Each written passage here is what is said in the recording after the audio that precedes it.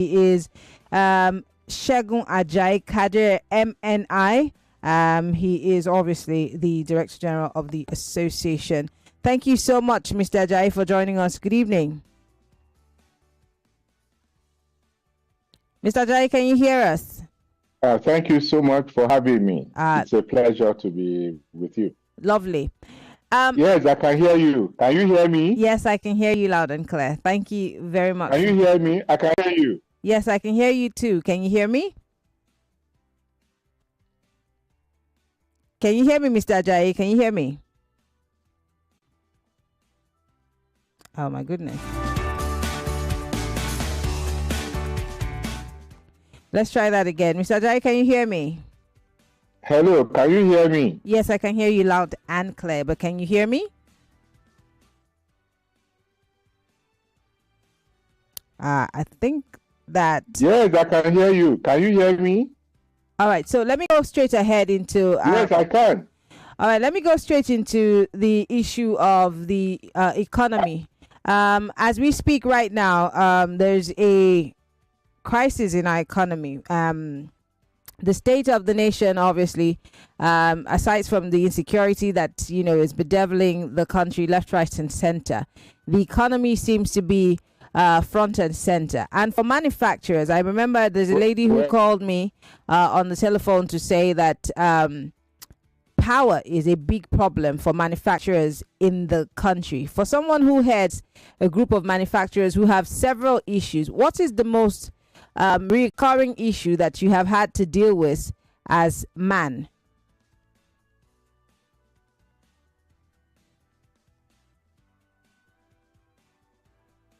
Can you hear me?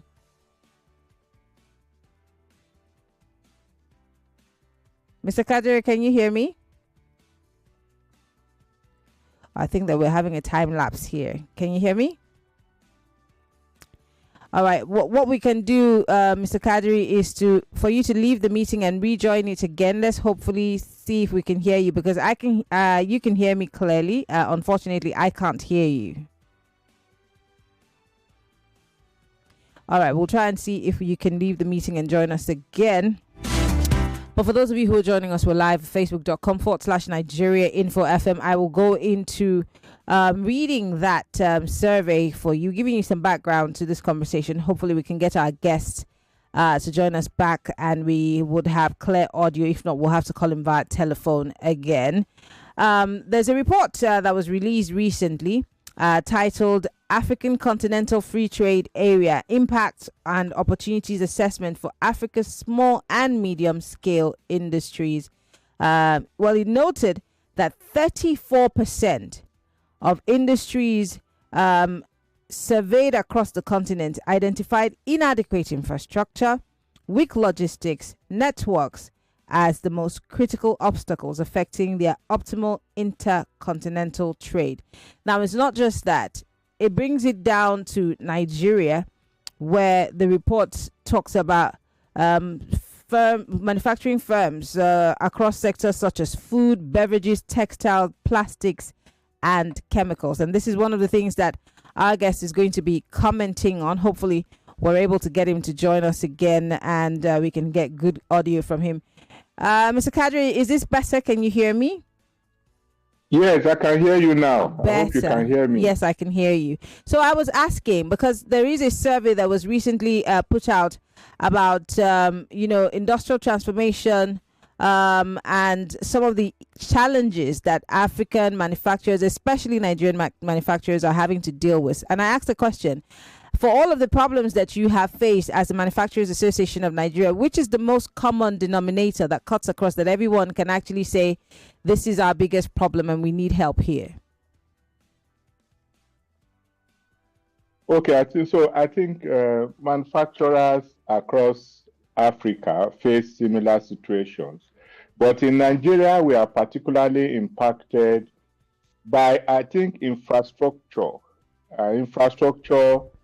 The inadequacy of it has actually limited not only the production capacity, but the competitiveness and the capacity to export, to grow, to even compete within the domestic environment. Mm. So I would pick infrastructure, and it will be comprised of maybe power, the port facilities, and issues of logistics, that is the road and other utilities that you require in the process of manufacturing.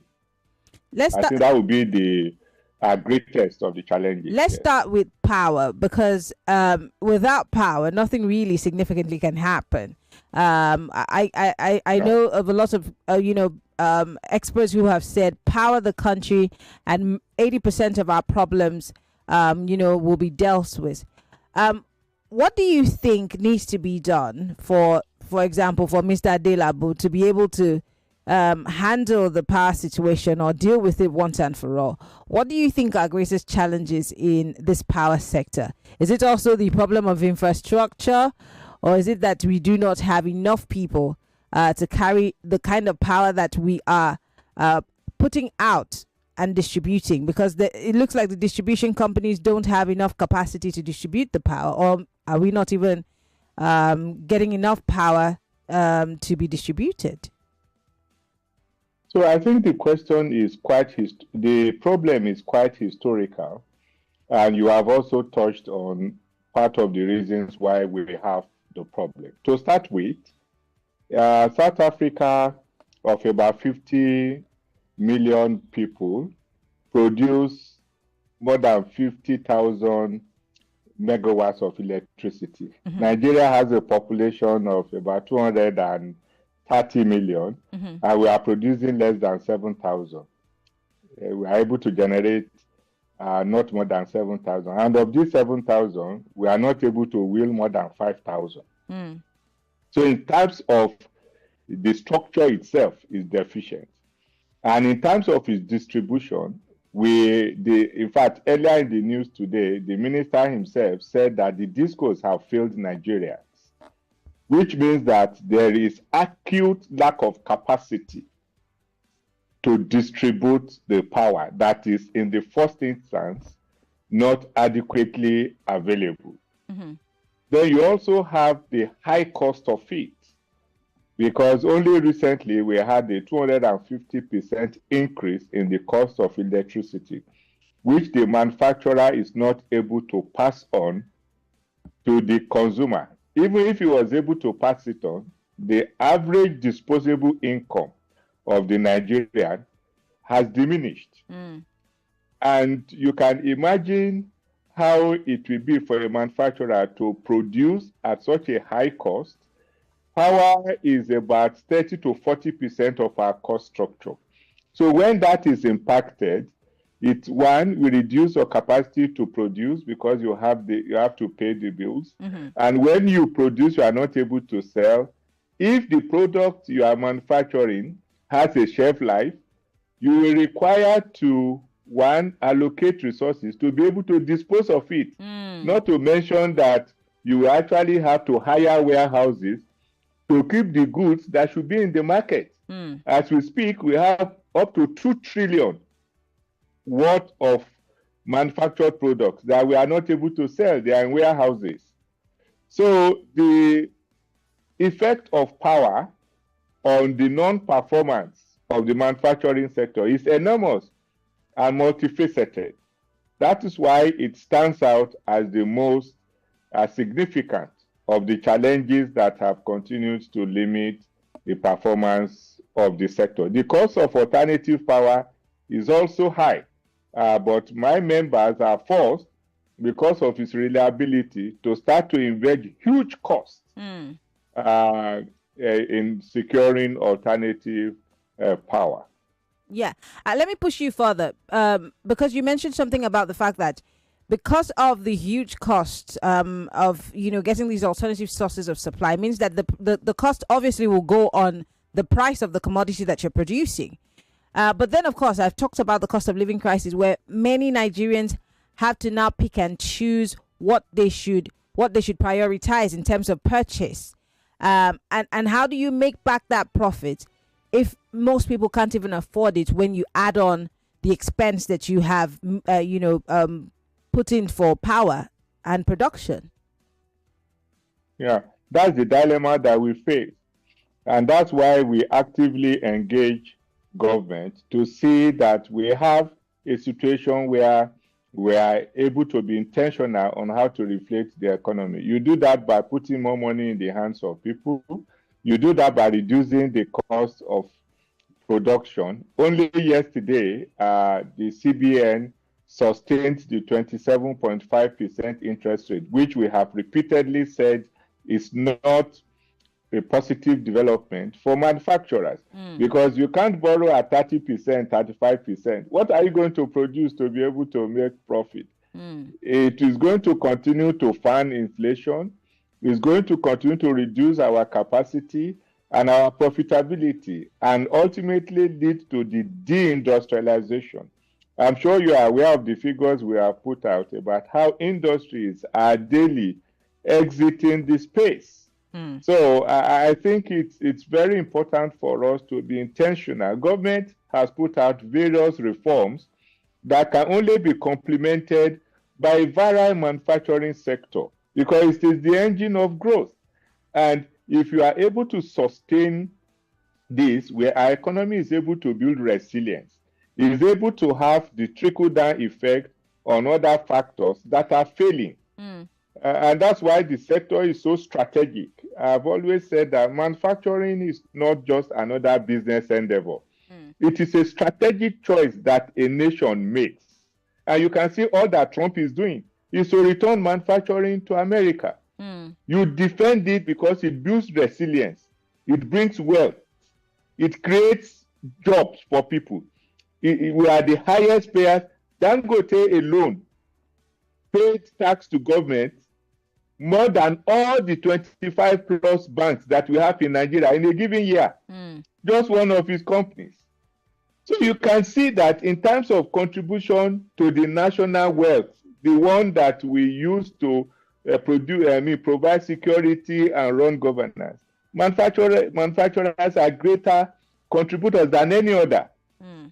So it is critical, and I thank you for the questions you asked, because it goes right to the heart of the challenges that we are talking about. And more Nigerians need to talk about it so that we will encourage government to continue to keep the eyes on the ball and solve the problems of manufacturers.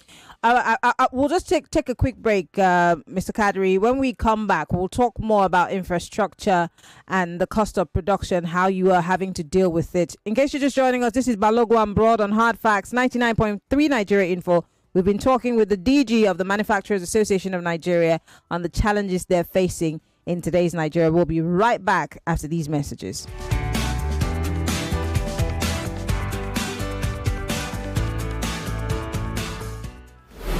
99.3 Nigeria Info. We'll be right back.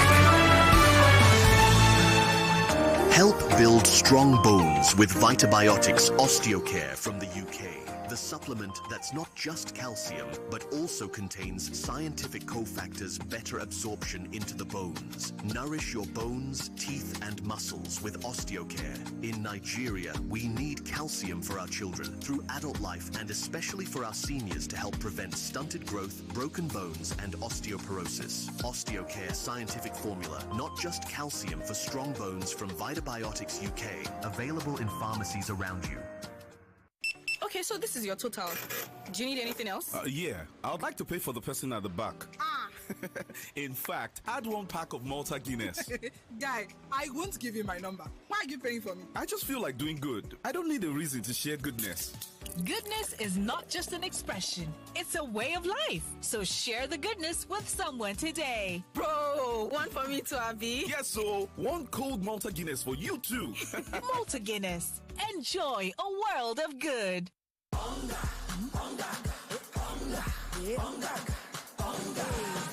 It's the greatest for me. Hunger makes your cooking fun. Happiness, we go fill your belly. Enjoy the taste and aroma daily. Hunger for great taste and aroma. whoa. Now so I did on my own. Now a message enter my phone. Fiam. I can't click Fiam. Now so my money for account go. Fiam.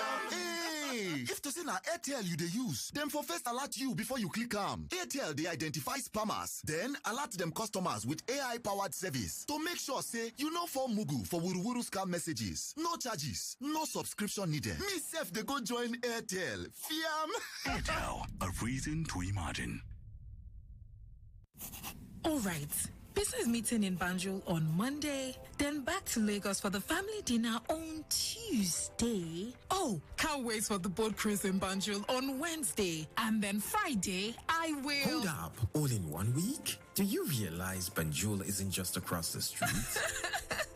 Well, with Value Jet's new routes, it's easier than ever. That's right. Enjoy affordable flights, reliable service, and a smooth travel experience with Value Jet from Lagos to Banjul and back. Come along and experience Banjul, the smiling coast of Africa, with us. Book now at www.flyvaluejet.com.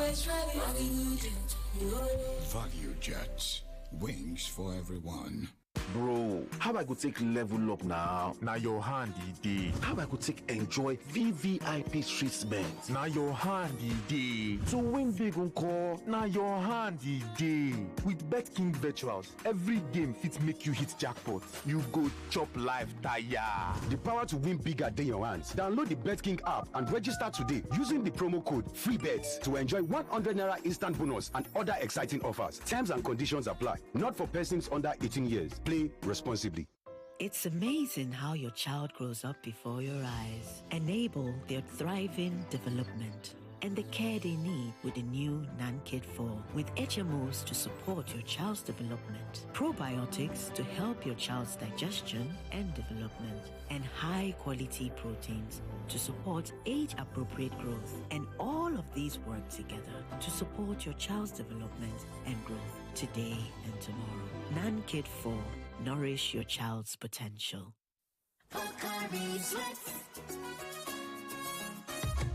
My ions, please, can't get enough. My ions, please, give it to me now, now. It gon' rehydrate you, yeah. Replenish your ions with Pocari Sweat. Rehydrate you faster, easily observe. Pocari Sweat, give me some more. Pocari Sweat. For 3 great seasons, the fans have fought with passion and fire, their best they brought. The banter was bold, the debates were tight, each word a weapon, each match a fight. But now it's bigger, the stakes much higher, the battle returns and it's full of fire. Fan Battle 4 with Femi and the gang on 99.3 Nigeria Info. The stage is bang. In partnership with Sports Salon, we raise the game with glory, honor, and a shot at fame. Think you've got what it takes to score? Then step right up.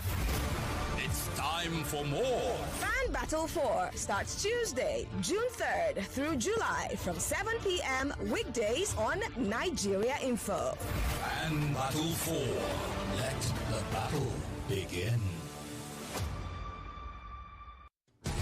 Welcome back to your #1 talk, news, and sports station. This is Nigeria Info. Nigeria Info.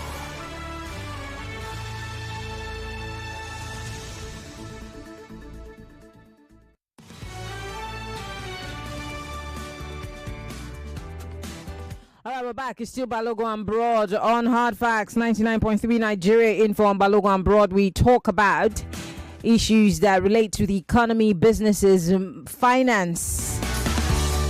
And today we're being joined by the Director General of the Manufacturers Association of Nigeria, Mr. Segun Ajayi-Kadir. And we have been talking about the challenges that the manufacturing industry in Nigeria faces. And we've talked about power and, of course, the cost and the expenses that manufacturers have accrued as a result of the fact that we have poor power supply and sometimes, in many cases, no power supply. But Mr. Kadir, we want to thank you very much for staying with us. Let's talk about infrastructure. You talked about, power and infrastructure being top on your list. What exactly about infrastructure development that will help your sector to grow? Because I know that in different parts of the world, businesses like yours, manufacturers, are the ones that power the economy. And in Nigeria, most of those manufacturing companies, even industries, have completely disappeared. And the ones that are available are literally struggling to keep their head above water. So what kind of infrastructure would you be looking out for to better your lot as manufacturers? Okay, so we have spoken extensively about power. Mm-hmm. And then I believe that the adequacy of it cannot be, the need for adequate supply cannot be overemphasized. So we needed to be able to, in the first instance, improve on our generation. 7,000 megawatts for 230 million people is a non-starter.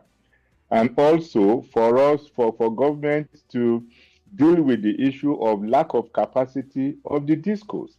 I mean, so that they're able to even wield the power that they get from the gencos. Mm-hmm. So I think it's a sector issue that the reform in the sectors have not been able to take root because of lack of capacity. Another infrastructure issue is that of the port.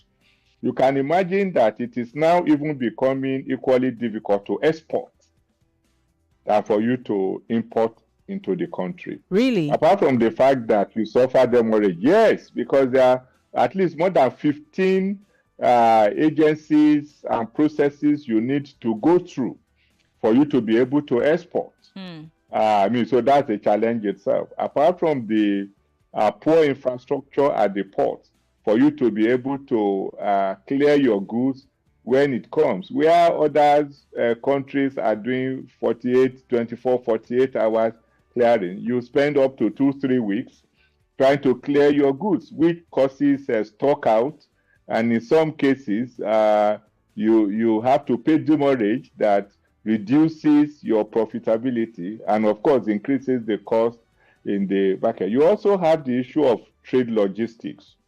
I mean, we use the roads. You are no stranger to the poor condition of the roads. And where you should normally use the train to transport your product, you are having to transverse these roads with trucks, not to mention the high cost of diesel, the insecurity on the roads. So generally, these are the infrastructures. One must say that there has been efforts of government to resolve these issues. But the thing is, we've not gained adequate traction to be able to make any significant impact. And that's why the performance of the sector has not shown any significant improvement. And so we will continue to ask for policies that should support it, because apart from infrastructure, there are so many other factors that are limiting the performance of the sector, so much so that even if it's going to take medium to long time to resolve the infrastructure issue, there are immediate steps that can be taken to put in place policies or to discontinue those ones that have continued to negatively impact the sector. And if only we are even able to resolve those ones, you will reduce, the intensity of the pressure that the environment is exerting on the manufacturing sector. What are those short and medium-term plans that you would, if you were sat on the table with the coordinating minister of the economy or the CBN governor, what are some of those short-term or medium-term plans that you think they should implement that would help to grow the sector? Yes, I'm very happy to quickly talk about the one for the CBN governor. I will ask him to do two things, or I will do two things. One, I will immediately clear the 2.4 billion forex forward that is owed manufacturers. Okay. I mean, because this is having a debilitating impact on those companies that are affected. Some of them have got up to 4, 5, 6, 7 billion naira in payment of interest for something that is certainly not their fault. The second one I will do is I won't even maintain the MRR rate. I'm going to reduce it so that manufacturers can borrow at lower cost. I will also facilitate, I will encourage government to incentivize and use moral suasion to get the commercial banks to offer interest to manufacturers at lower digits. In countries where goods are produced and sent into this country and we have to compete with them, they borrow at 5%, 6%, 4%. How can I borrow at 35% and compete with them? With all the other issues that we have mentioned, it's practically impossible. What are you producing? Are you producing cocaine? Otherwise, how are you going to be able to produce and sell? I mean, so there are immediate things that I think he can do. And if I were the coordinating minister for the economy, meanwhile, I must tell you that these two gentlemen you mentioned, they're actually doing their best to improve and we deeply appreciate them. But more needs to be done, and speed is important. I think that the different agencies of government that are causing problems for us should be reined in. You know, nobody should come with anything that we even suggest that gives the impression that they are even going against the good efforts that these two gentlemen have been able to achieve. For instance, just waking up one day and introducing one levy or fee or the other, totally insensitive to the prevailing situation. I mean, for instance, the Financial Reporting Council charge. I mean, how can you just introduce such a thing? It is a bad law, and the coordinating minister should please ensure that the suspension is not only suspension, the thing should not be implemented so that we are able to give breathing space. And the NPA trying to introduce 15%, trying to implement a 15% increase on all port charges. We are saying the situation is already bad and you are compounding it. This should not happen. And then the coordinating minister is also the minister in charge of customs. We thank him for suspending the implementation of the 4% FOB. I don't think he's in charge of the customs. Because are you sure he's not the interior government. minister that's in charge of customs? No, he's actually the Minister of Finance. The Interior Minister is in charge of immigration. Immigration, okay. So yes. So we appeal to him to keep it suspended. I mean, they should not just be. You see, there are situations we are facing now that we need to deal with because other economies are doing something different. Okay. We can see people are lowering interest rates for manufacturers. People are imposing higher tariffs on imported products to be able to protect their domestic manufacturers. Okay. If otherwise, we'll be exporting jobs and importing poverty to our country, and that cannot be the intention of government. Okay. All right. I want to bring Lagos into the conversation. I do have a regular caller who is a small business owner. He produces bread pans and pans that people use to bake cake and bread. He's a small-time manufacturer who's also complained about the power situation. And he's one of the many small businesses that are struggling to stay afloat under this economy. I'm hoping that he can call in to be part of the conversation. If you're listening to us, we're live on facebook.com/Nigeria Info FM. We're also live on YouTube, Nigeria Info FM. If you're listening to us from outside of the country, you want to be part of the conversation on WhatsApp, you can call 08095975805. Better so you can send us a message. You can also post your comments on our live stream on Facebook and YouTube. The phone lines are open. 0201-277-0993. 0201-465-7190 for the ladies.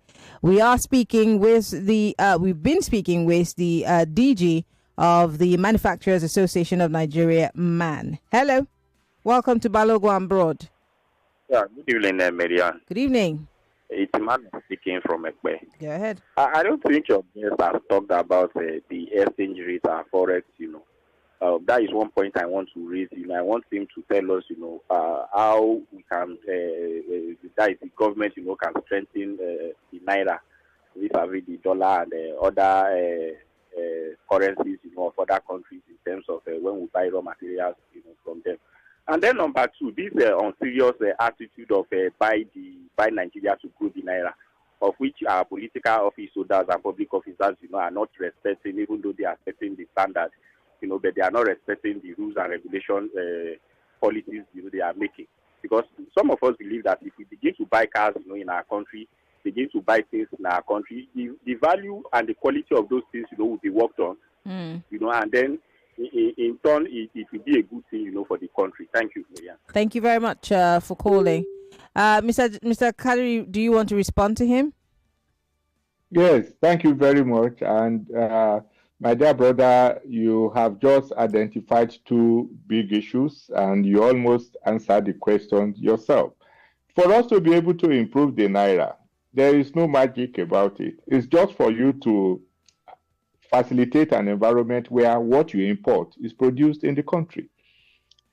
That is because you will never be able to strengthen your currency if what you desire can only be purchased with another person's currency.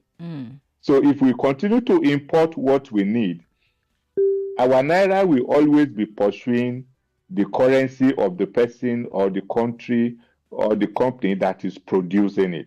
So we need to be able to improve our environment so that we'll be able to produce in a competitive manner so that we will not require dollars to be able to purchase those items.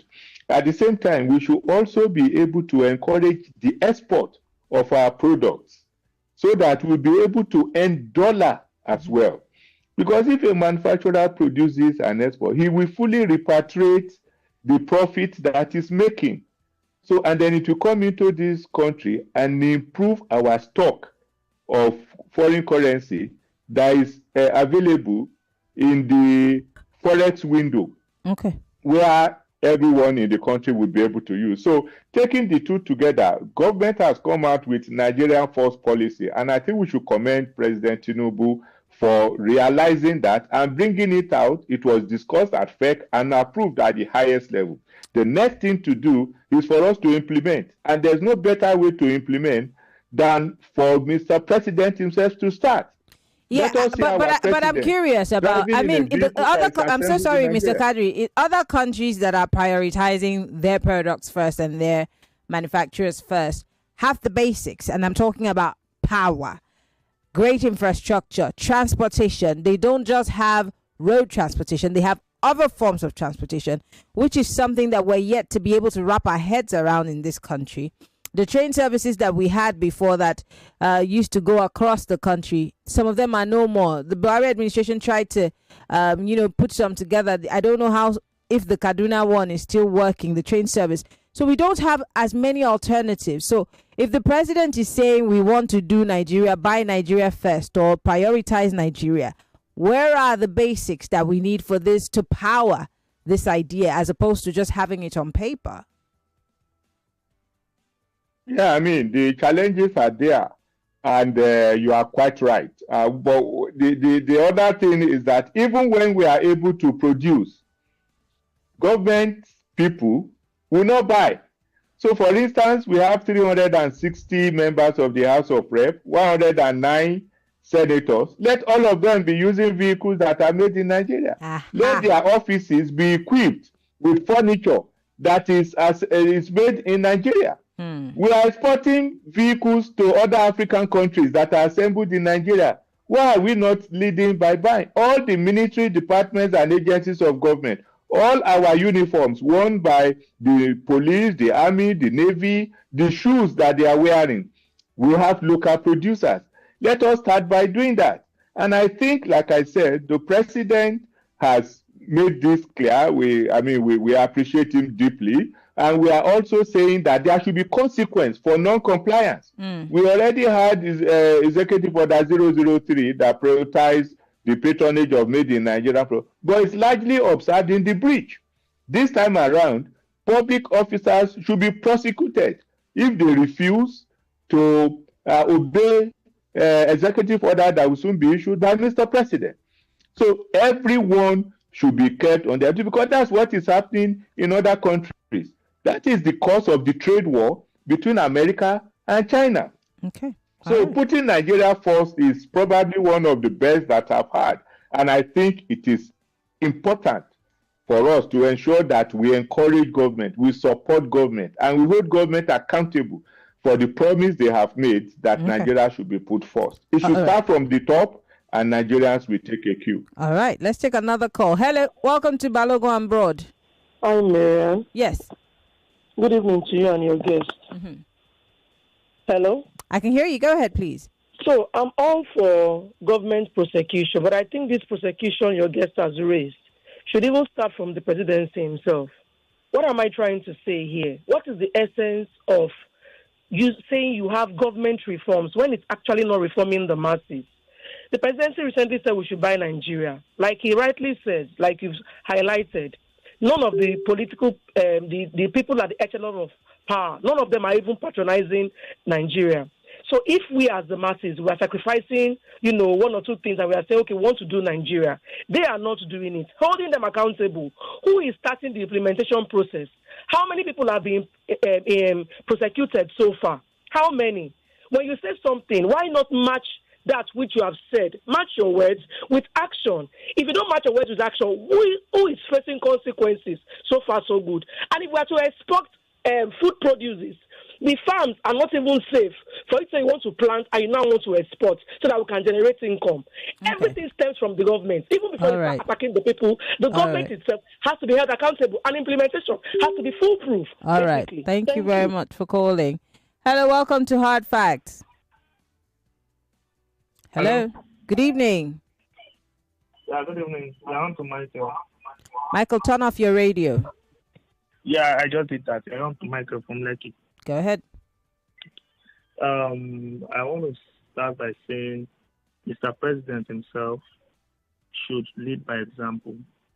It's the same thing he did with he just came up and said no more fuel subsidy. I have the bold I took the bold step to say there's no more fuel subsidy. Talking about buying Nigeria, he should lead by example, followed by all other stakeholders, people that are at the ends of power. Thank you. All right. Thank you very much for calling. We're still taking your thoughts and comments. Still speaking with the DG of the Manufacturers Association of Nigeria. Hello. Welcome to Balogun and Broad. Welcome to Balogun. Hello. Yes, good evening. Good. Oh, my goodness. You'll have to call us, please. Call us back. Your line is bad, I think. Hello. Hello, good evening, Maryann. No, you're not supposed to call the women's line. If you're male, don't call the female line. Hello. Hello. Good evening. Good evening, Maryann. My name is Prince Y.S. calling you from a ward office. Go ahead. I want to say hi to your guest over there. And you see, where you say Nigeria meet, everything supposed to be Nigeria. The close, right from Mr. President, that to the councillor, to be Nigeria made.